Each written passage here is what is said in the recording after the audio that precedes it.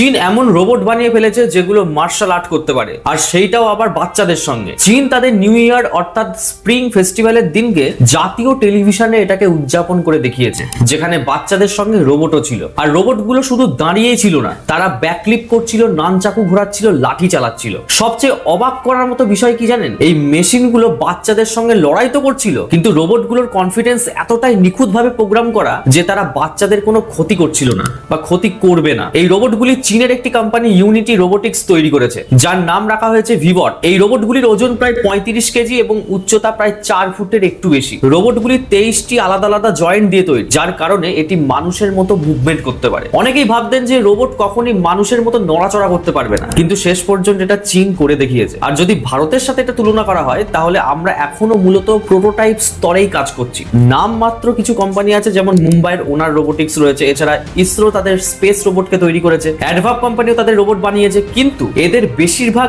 এখনো প্রোটোটাইপ পর্যায়ে রয়েছে। চীন প্রতি বছর তাদের রিসার্চ এন্ড ডেভেলপমেন্টে প্রায় $800 বিলিয়ন খরচা করে। এইবার অন্যদিকে ভারতের খরচের পরিমাণ মাত্র $20 বিলিয়ন।